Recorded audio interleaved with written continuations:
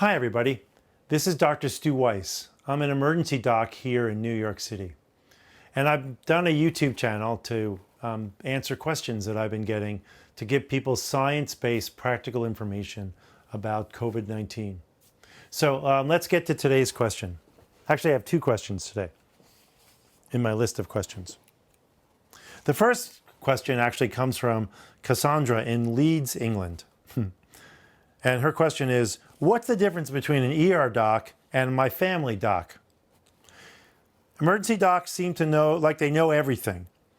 Anyone can have anything, and they seem to help them. How can they know everything like that? We don't have emergency room docs here in the UK.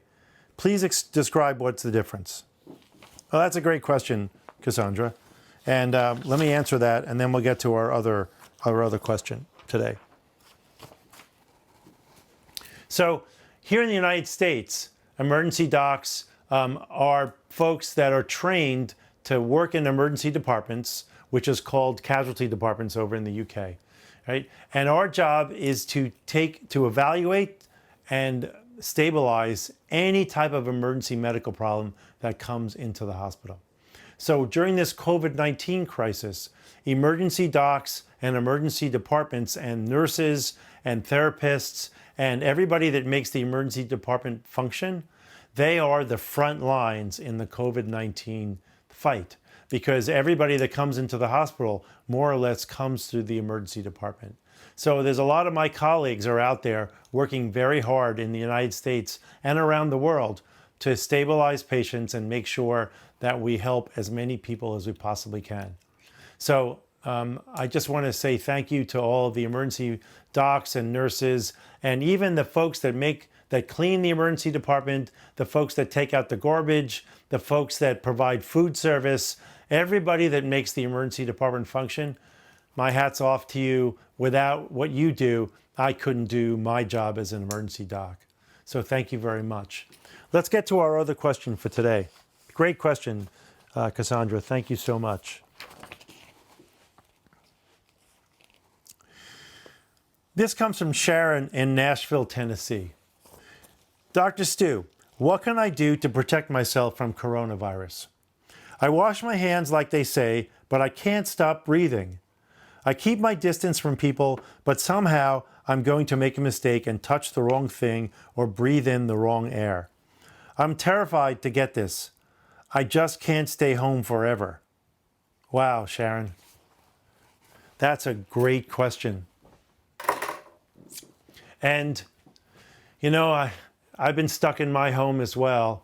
And I know a lot of my friends and everyone that I know is stuck at home.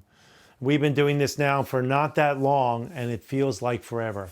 So I feel your pain. I understand that it's an isolating, it can be a lonely experience, or it could be the opposite. If you have all the kids and your spouse and other people in your house, it could feel claustrophobic and overwhelming.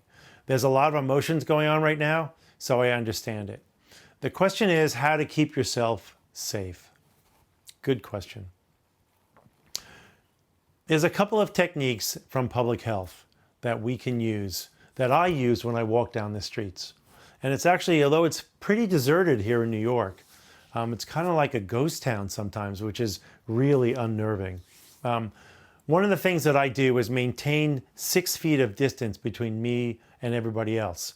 And the funny thing about it is everybody's doing that. So when you're walking, everyone's sort of jockeying back and forth on who's going to go right and who's going to go left. And you end up sort of walking sort of like this to make sure that you maintain your 6 feet of different distance. The reason that we have you do that is that respiratory droplets come out of your mouth. They're little particles of water vapor that have virus in them. And those respiratory droplets come out when you talk, when you breathe, and when you cough and sneeze. And they can go about 6 feet.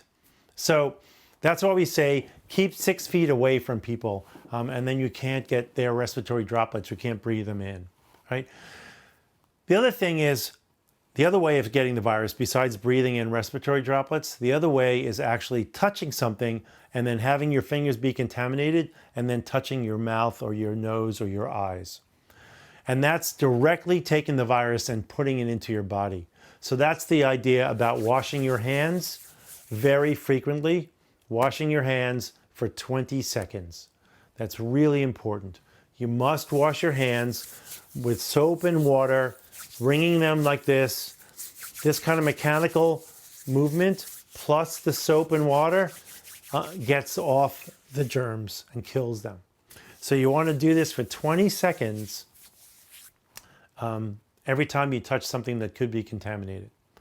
The third thing to do is actually to clean the high touch surfaces in your house and like doorknobs and countertops and other things, windows, things that people touch a lot, you should be cleaning. In a different video, we talked about mail and packages and how to make those safe.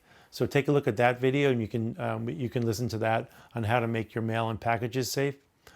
But life must go on, and life will go on. Just remember that 80% of people that get coronavirus are just fine. They have minor symptoms or no symptoms at all. So 80 people out of 100 that get coronavirus will not have terrible symptoms.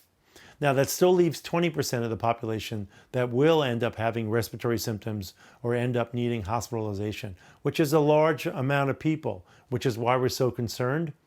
But I always like to remind folks that 80% is a high number of folks that will get it and have no symptoms or minimal symptoms, especially if you're not in a high-risk group. So I hope I answered your question. If you have a question, please feel free to send it to us. Go to our website, which is www.drstu.org. So www.doctorstu.org. And send us your questions or your comments. Subscribe to our YouTube channel, and we'll see you tomorrow. Thanks.